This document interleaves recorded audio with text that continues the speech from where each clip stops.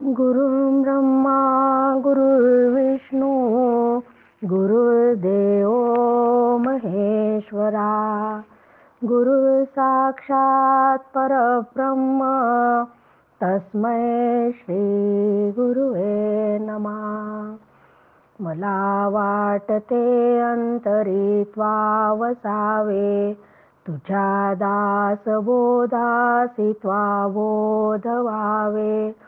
अपत्या परिपाववी प्रेम ग्रासा महाराजया सद्गुरु रामदासा.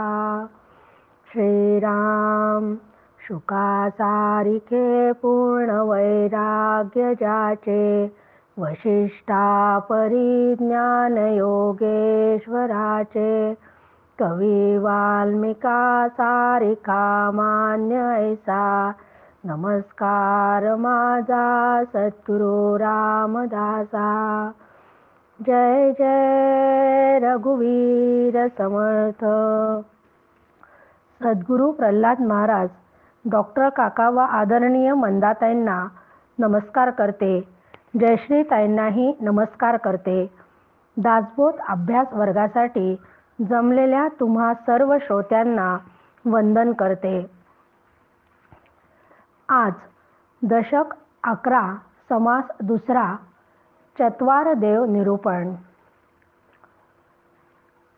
प्रत्येक जीव केवळ आपल्या सुखाचाच विचार करीत असतो. आज मी जर भाड्याच्या घरात राहत असेल तर घरभाडे द्यावे लागते. घरमालकाची कुरकुर ऐकून घ्यावी लागते. मग तो विचार करतो की आपण स्वतःचा एखादा फ्लॅट घेतला तर. फ्लॅट घेतल्यावर आता मुले मोठी होत आहेत, मग आता आपण एखादे घरच घेऊ असा विचार करतो. यावरून लक्षात येते की प्रत्येक जीवाची ओढ मुळात सुखाकडेच असते. असे हे लौकिकातील व्यवहाराच्या बाबतीत झाले.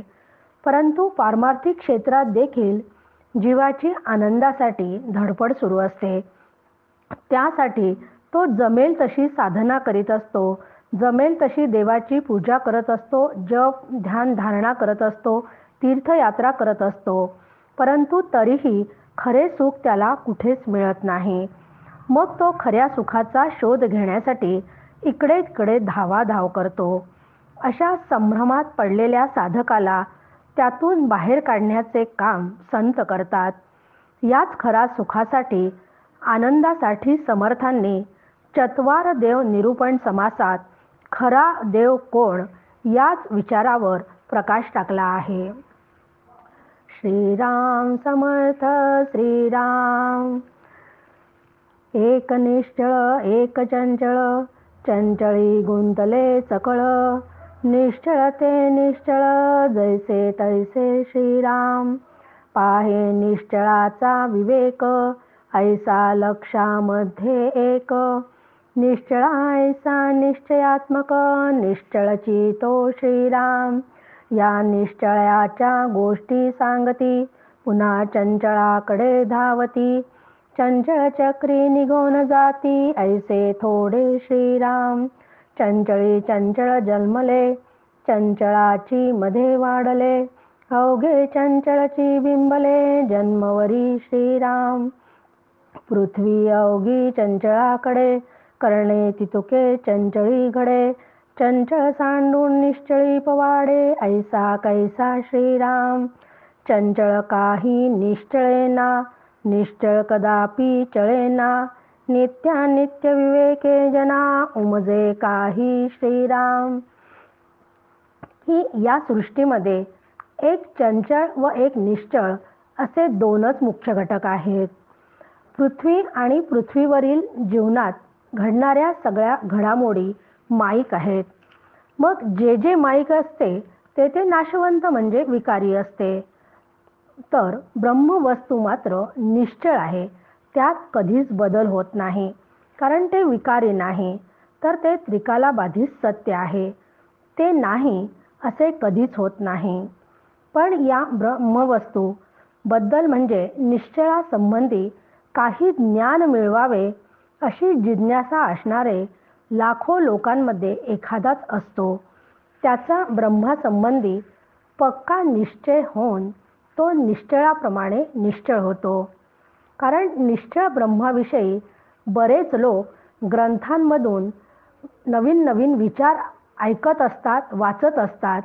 प्रवचन कीर्तनातून पण ते ऐकतात, कोणी सांगतात पण, व आपापसात त्यावर चर्चाही करतात.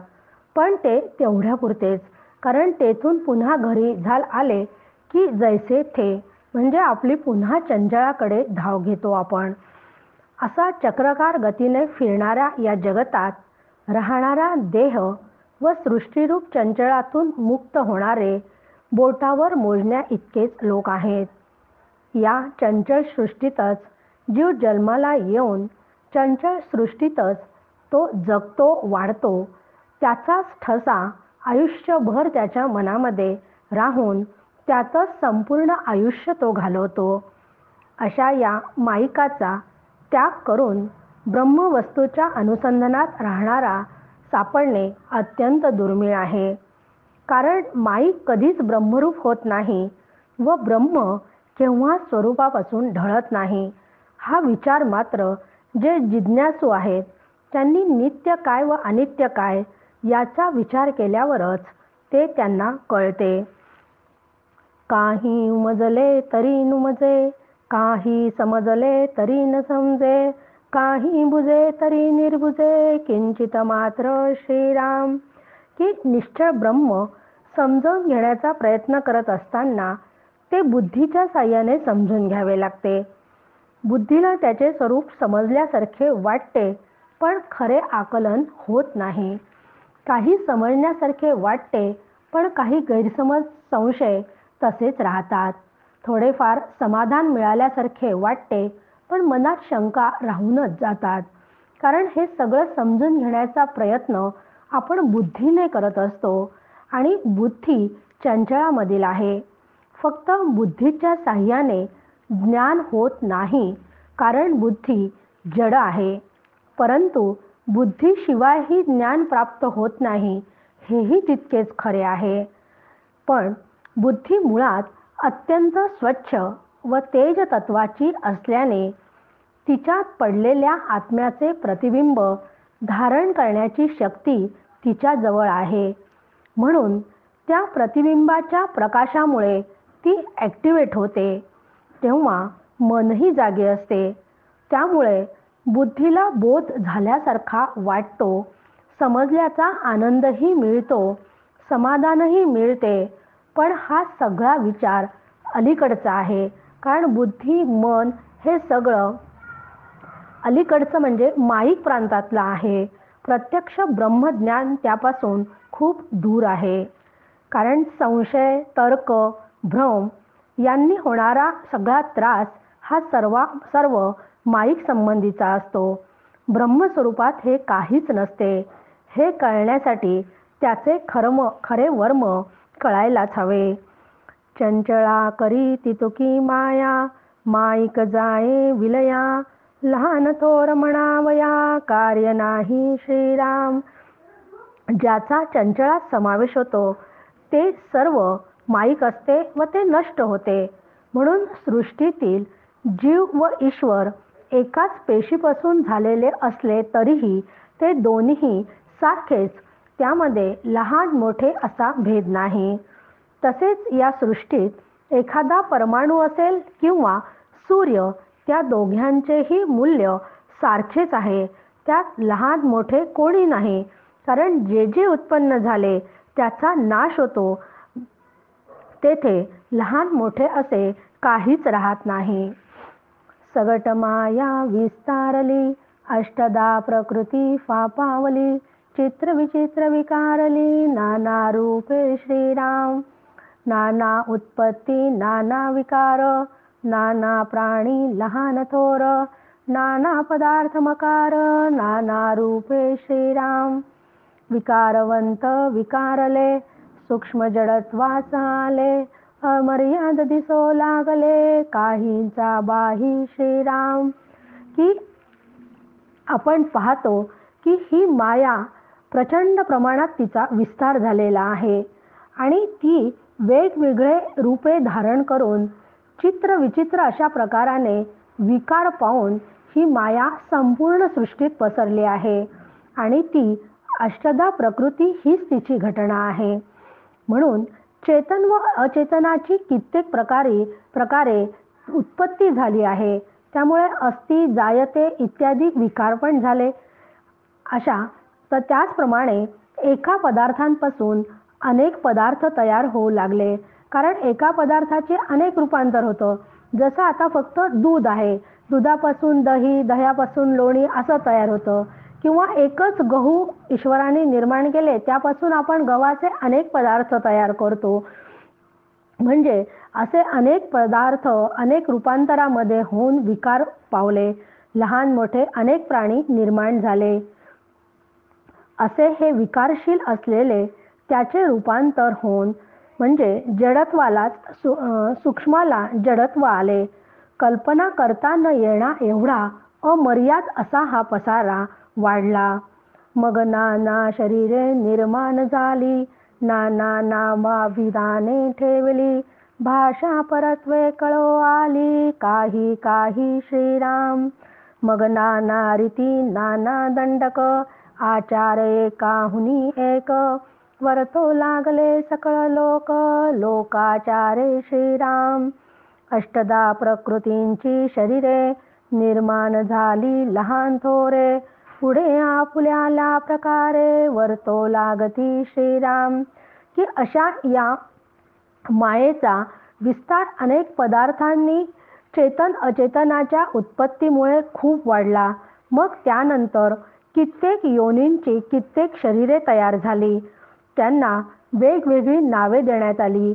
त्यामुळे वेगवेगळी नावे, वेगवेगळ्या भाषा ह्या सगळ्या निर्माण झाल्या. त्यातील काही भाषा आपल्याला कळतात, काही कळतही नाही. त्यानंतर प्रत्येक भाषा, प्रत्येक नावा यामुळे सगळे नवीन नवीन रीतिरिवाज निर्माण झाले, नियम निर्माण झाले, विधी निर्माण झाल्या आणि या मर्यादेतच लोकजीवन सुरू झाले. अशा या अष्टधा प्रकृतीचीच पण लहान मोठी अशी कित्येक शरीरे निर्माण झाली. मग ती त्यांच्या त्यांच्या गटाला योग्य अशा पद्धतीने जगू लागली. म्हणजे एक मनुष्य गट निर्माण झाला, मनुष्य मनुष्यांशी संवाद साधू लागला. पशुगट निर्माण झाला, पक्षी गट निर्माण झाला. पुढे मनुष्याच्या गटामध्ये मात्र अनेक प्रकारची मते फोफावली. नाना मते निर्माण झाली, नाना पाषांडे वाढली, नाना प्रकारींची उठली, नाना बंडे श्रीराम. जैसा प्रवाह पडिला, तैसाच लोक चालिला, कोण वारील कोणाला एक नाही श्रीराम. पृथ्वीचा झाला गळंडा, एकाहुनी एक मोठा, कोण खरा कोण खोटा, कोण जाणे श्रीराम. आचार बहु किंचित पडिला, कित्येक पोटासाठी बुडाला, अवघावर पंगती झाला, स्वाभिमाने श्रीराम. यातील सगळ्यात मनुष्य गट फार हुशार. त्यामुळे या मनुष्य गटामध्ये अनेक मतांतरे फोफावली. काही लोक वेदांच्या विरुद्ध आपले विचार मांडू लागले. काहींनी बंड पुकारले. जेवढ्या मतांचे आणि संप्रदायांचे प्रवाह निर्माण झाले, त्या सर्वांमध्ये अनेक प्रकारचे लोक शिरले. अशा परिस्थितीत कोणीच कोणाला आवरायला तयार नाही. सर्वांना आवरणारा एकही नव्हता. त्यामुळे पृथ्वीवर सर्वत्र गोंधळ माजला. प्रत्येक संप्रदाय व त्याचा नेता स्वतःला श्रेष्ठ समजू लागला. त्यातील खरा कोणता आणि खोटा कोणता हे कोणालाच कळेनासे झाले. धर्माचरणाच्या अनेक व्याख्या वेगवेगळ्या लोक वेगवेगळे तयार करायला लागले आणि त्यात सामान्य जनता भरडली जाऊ लागली. चरितार्थासाठी अनेकांनी स्वधर्म सोडला. आपण करतो तेच धर्माचरण असा अहंकार निर्माण होऊन दिखाऊपणालाच चांगले दिवस आले.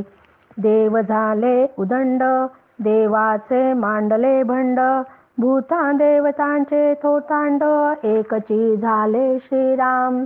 की हजारो देवांची जागोजागी स्थापना होऊ लागली. त्यामुळे उपासनांचा गदारोळ सुरू झाला. पिशाच्यांनाही देवताचा दर्जा प्राप्त झाला. मुख्य देव तो कळेना, काशास काहीच मिळेना, एकाच एक वळेना, अनावर श्रीराम. ऐसा नासला विचार, कोण पाहतो सारा सार, कैसा लहान कैसा थोर, कळेची ना श्रीराम. शास्त्रांचा बाजार भरला, देवांचा गलबला झाला, लोक कामनेच्या व्रताला, झोंबून पडती श्रीराम. ऐसे अवघे नासले, सत्यासत्य हरपले, अवघे अनायक झाले, चहूकडे श्रीराम. की त्यामुळे मुख्य देव न कळल्याने खरा देव मात्र बाजूलाच पडला, कोणाचे कोणाशीच पटेना. प्रत्येकाला आपला संप्रदायाची उपासना श्रेष्ठ वाटायला लागली. त्यामुळे उपासकांचे परस्परांशी संबंध बिघडू लागले, त्यांच्यात मतभेद होऊ लागले. सामान्य माणसांना आपल्या संप्रदायात यावे त्यासाठी जणू काही त्या संप्रदायांमध्ये चढाओढच सुरू झाले. प्रत्येक संप्रदायाचे स्वतंत्र असं शास्त्र तयार करून अनेक पुस्तके ग्रंथ निर्माण झाली, ती विक्रीसाठी बाजारात ठेवण्यात आले. उपासकांच्या मनात अनेक प्रकारच्या कामना असतात, त्या कामनांची पूर्ती व्हावी म्हणून सकाम उपासनेलाच जास्त महत्त्व देऊन अनेक प्रकारची व्रतवैकल्ये करण्यावरच उड्या पडू लागल्या. उपासनेचे महत्त्व कमी होऊन सत्य व असत्य काय हा विवेक जणू काही नष्ट झाला. सार काय असार काय याचा विवेक करण्याची कोणालाच गरज वाटत नव्हती. त्यामुळे अस्सल विचारच नष्ट झाला. त्यामुळे अध्यात्म विद्येचा अधिकारी व अनाधिकारी सर्व एकाच पंक्तीत जणू काही येऊन ठेपले होते. मतांचा गलबला, कोणी पुसेना कोणाला, जो जे मती सापडला, तयासी तेची थोर श्रीराम.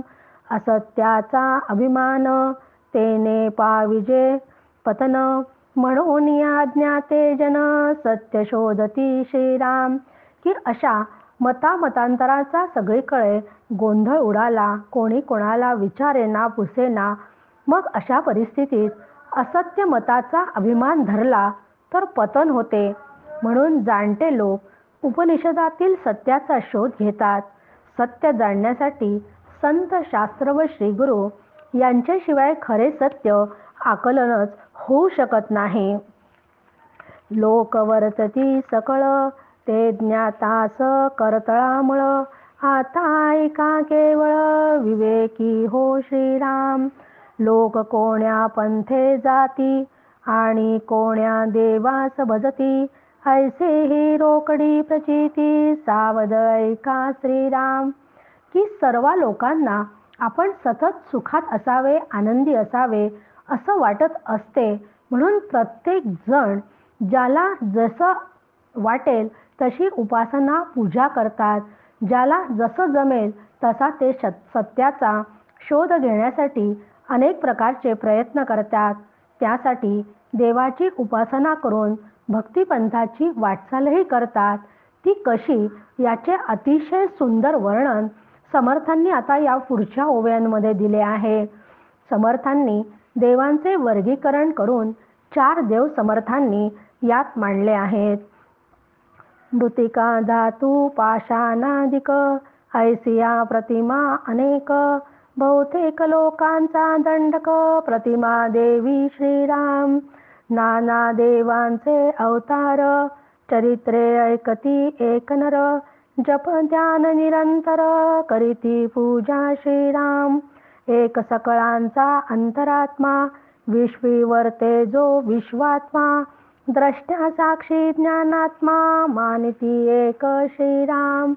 एक ते निर्मळ निश्चळ, कदापि नव्हे ती चंचळ, अनन्य भावे केवळ, वस्तूच ते श्रीराम. की समर्थांनी आत्ता आपण ज्या ओव्या वाचल्या त्यामध्ये अतिशय सुंदर देवाचं वर्गीकरण केलं आहे. आणि ते देव 4 प्रकारचे आहे.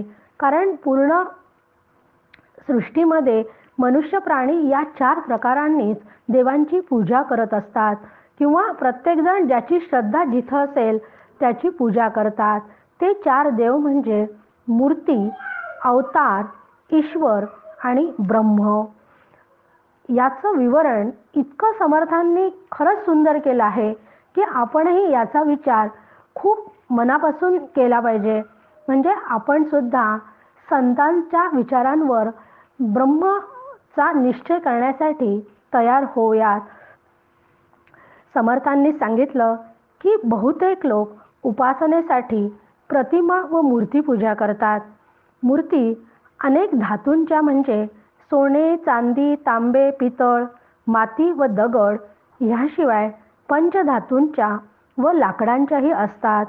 लोक दैवत म्हणून त्याची पूजा करतात. सामान्य लोकांना काहीतरी आलंबन असल्याशिवाय पूजा करता येत नाही, म्हणून सगुण मूर्तीची पूजा करतात. पण ही सगुण मूर्ती जड आहे. शिवाय त्या मूर्तीला झीज आहे. ती कधी हातातून पडली तर फुटण्याची, तुटण्याची शक्यता असते. मूर्ती फुटली की आपण बेचैन होतो. पूजा करत असताना दिवा विझला तर आपल्याला वाटते की आता काहीतरी अशुभ घडणार आहे असे आपण समजतो. अशी भीती वाटण्याचे एकच कारण आहे की मूर्ती पूजेतून खऱ्या अंतरात्म्याचे दर्शन होत नाही. त्या देवतांच्या दर्शनासाठी उपासक अनेक तीर्थयात्रा करतो. तीर्थयात्रांना जाऊन मोठ्या मोठ्या तो वेगवेगळ्या यात्रा करतो. तेथे त्याला अनेक देवांच्या अनेक प्रकारच्या मूर्ती पाहायला मिळतात. पण प्रत्येक मंदिरात देवाची मूर्तीची पूजा खूप थाटामाटात आणि भव्य दिव्य अशा प्रकारे केलेली त्याला आढळली. पण तरीही त्या मंदिरामध्ये देवाचे अस्तित्व मात्र त्याला जाणवले नाही. कारण मूर्तीतील चेतन तत्वाचा अनुभवच त्यांना तिथे येत नव्हता. त्याला आढळले की माणसांनीच कल्पनेने देवांची प्रतिमा बनवली आणि आपल्या कल्पनेनेच अमुक प्रकारची पूजा त्याला आवडते. गणपतीला लाल फूल आवडते, शंकराला बेल आवडतो असे कल्पनेनेच त्यांनी ठरवले. पण केवळ या मूर्तीपूजेतून खरा देव कोण हे कधीच समजत नाही. असे असले तरी ईश्वराकडे जाण्यासाठी सुरुवातीला मूर्तीपूजा करूनच परमार्थाची सुरुवात करावी लागते. परंतु फक्त मूर्तीपूजेतून खरा देव कधीच भेटणार नाही. त्यानंतर समर्थ आपल्याला सांगतात की दुसरं म्हणजे अवतार, की जसं मूर्ती या नेहमी देवदेवतांच्या अवतारांच्या असतात. ईश्वराचे स्वरूप समजण्यासाठी काही लोक या अवतार असणाऱ्या देवदेवता म्हणजे राम, कृष्ण, विठ्ठल, त्याचबरोबर देवता म्हणजे महाकाली, महासरस्वती, महालक्ष्मी अशा अनेक प्रकारच्या देवतांच्या उपासना, ध्यान, जप करून त्यांची पूजा करतात. ह्या देवता अवतार घेतात म्हणून त्याला त्या सगुण साकार चेतन असतात. ईश्वराचे मूळचे जे निर्गुण स्वरूप आहे ते आपल्या आवाक्यात येत नाही. आपली जी विचारांची बौद्धिक क्षमता आहे त्यात ते बसत नाही. म्हणून ते निर्गुण स्वरूप आपल्या आवाक्यात येण्यासाठी सगुण स्वरूप ही पत्करलेली एक तडजोड आहे. म्हणून या सगुण साकार रूप असलेल्या त्या आधाराने म्हणजे देवतांच्या साह्याने आपल्याला निर्गुणाची प्राप्ती करून घ्यायची आहे. सगुणाच्या आधारे निर्गुण पाविजे निर्धारे हे अगदी खरे आहे. पण देवही आपले अवतार कार्य संपवतात, म्हणून केवळ त्यांच्या साह्याने त्या निर्गुणापर्यंत जायचे. कारण देवसुद्धा अवतार असणारे देवदेवताही आपले कार्य संपले की अंतर्धान पावतात. मग खऱ्या देवाचे दर्शन केवळ अवतार व मूर्तीतून होणे कधीच शक्य नाही. तर काही लोक मूर्ती पूजा आणि अवतार यातून पुढची एक स्टेप गाठतात आणि ते सर्व जीवांचा असणारा अंतरात्मा म्हणजे विश्वात व्यापून राहणारा विश्वात्मा किंवा साक्षी चिद्घन असा आत्मा यालाच ईश्वर समजतात आणि तोच खरा देव समजतात. पण हा ईश्वर सुद्धा सगुण निराकार आहे. हा ईश्वर सर्वज्ञ शक्तिमान असा सर्वशक्तिमान जरी असला तरी तोही मायेच्या प्रांतातील आहे. कारण मूळ मायेला जी शक्ती मिळते ती त्याच्या अधिष्ठान असलेला ब्रह्माकडून मिळते. म्हणून या अधिष्ठानाशिवाय हा ईश्वर काहीच करू शकत नाही. या सगुण निराकार ईश्वराला मायेची उपाधी आहे आणि माया चंचल असल्यामुळे त्याचाही जेव्हा सृष्टीचा लय होतो तेव्हा तोही नष्ट होतो. म्हणून हा सगुण निराकार ईश्वरही खरा देव नाही. मग खरा देव कोण? तर जो काही लोक म्हणजे जे संत सद्गुरू असतात त्यांनी हे तत्व जाणलेले असते. ते लोक ज्याचं अधिष्ठान आहे म्हणजे ईश्वराचं अवतारांचं जे अधिष्ठान आहे असं अधिष्ठान म्हणजे निर्मळ व निश्चळ असलेल्या ब्रह्मस्वरूपाची सोहम अशा भावनेने ते उपासना करतात. ब्रह्म निर्गुण निराकार निश्चळ आहे याचा अनुभव संत श्रीगुरूंना आलेला असतो. म्हणून यांचे ज्ञान केवळ संत सद्गुरूच करून देऊ शकतात. ज्ञानी लोकच सार काय असार काय, सत्य काय असत्य काय याचा विवेक करून सगळ्यांचा अधिष्ठान असलेले ब्रह्मतत्वाला जाणून तो व मी एकच आहेत या निश्चयावर ठाम असतात. त्यामुळेच ते मायकाकडे पाहतही नाही. कारण हे ब्रह्म तू आणि मी एक होणं म्हणजे जीव ब्रह्म ऐक्य होणं हाच खरा देव आहे. एक नाना प्रतिमा, दुसरा अवतार महिमा, तिसरा तो अंतरात्मा, चौथा तो निर्विकारी श्रीराम. ऐसे चत्वार देव सृष्टीमधील स्वभाव, या वेगळा अंतर्भाव कोठेच नाही श्रीराम. म्हणून मूर्तीपूजा म्हणजे प्रतिमा, अवतार अंतरात्मा आणि निर्विकार ब्रह्म अशा 4 प्रकारांनी त्या देवताची उपासना करत असले तरीही खरा देव म्हणजे निर्विकार ब्रह्मच आहे. कारण अशा या 4 देवांची लोक स्वाभाविकपणे उपासना करतात. या वाचून 5वा देव कोठेच अस्तित्वात नाही. म्हणून हे 4ही देव एकच आहेत असे जे मानतात ते सर्वसाक्षी परमेश्वराला जाणतात. पण असे मानणाऱ्यांनी असार असलेल्या अष्टधा प्रकृती त्याहून वेगळी आहे याचे भान मात्र ठेवले पाहिजे. कारण निर्गुण तत्वापर्यंत जाण्यासाठी आधीचे हे सगळे जे आहेत मूर्तीपूजा, अवतार, अंतरात्मा या सगळ्यांना जाणून त्याची उपासना करूनच निर्गुण ब्रह्म मी आहे असा निश्चय करता येतो. प्रकृतीमधील देव तो प्रकृतीचा स्वभाव, भावातीत महान भाव, विवेके जाणावा श्रीराम. की माती धातू यांचे तयार केलेले देव त्यांना देव मानले तरी 5 भौतिक प्रकृतीचेच ते असतात. म्हणून प्रकृतीलाच भाव म्हणजे जन्म असतो. खरा देव मात्र अज म्हणजे कोणत्याही प्रकारे प्रगट होत नाही.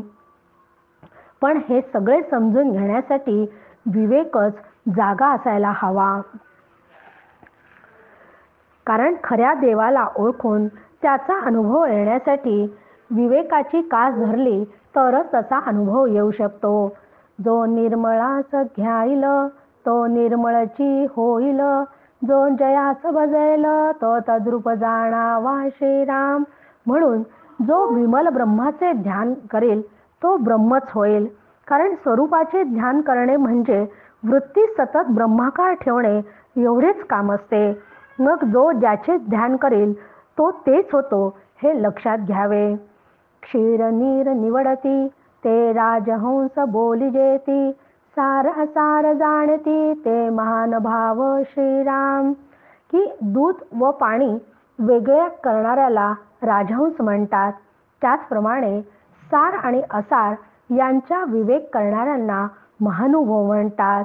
म्हणून जो माईकाचे ध्यान करतो त्याला माईकाचा लाभ होतो व जे ब्रह्माचे ध्यान करतात तो ब्रह्मच होतो. म्हणून साधकांनी प्रकृती सारिखे चालावे, परिअंतरी शाश्वत ओळखावे, सत्य होनी वर्तावे लोकायसे श्रीराम. म्हणून साधकांनी देहात राहणाऱ्याने सृष्टी व इतर देहधाऱ्यांचे जीवन जगताना लोकव्यवहार सांभाळावा. जसा व्यवहार करायला पाहिजे तसाच व्यवहार त्यांनी करावा. पण आत मात्र शाश्वत आत्मा ओळखून सतत त्याच्या अनुसंधानात राहावे. ब्रह्मरूप व्हावे, पण जनरीतीप्रमाणे वागावे.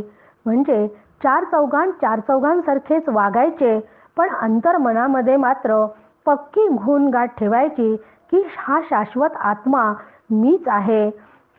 म्हणजे असं म्हणतात की आतल्या परमार्थामध्ये आतल्या गाठीचं असावं. परमार्थात आतल्या गाठीचं असणं खूप आवश्यक आहे. कारण मी व्यवहार करत असताना मी ब्रह्म आहे म्हणजे मला कशाचीच गरज नाही आहे असं बिलकुल जाणवलं नाही पाहिजे. म्हणून फक्त अंतर्मनामध्ये सतत त्याचं अनुसंधान ठेवायचं. व्यवहार व्यवहारासारखा करायचा. असा व्यवहार व्यवहारासारखा करून अंतर्मनामध्ये सतत मला आणि तुम्हाला ब्रह्माचं अनुसंधान राहावं, असंच मी समर्थ चरणी प्रार्थना करते. जय जय रघुवीर समर्थ.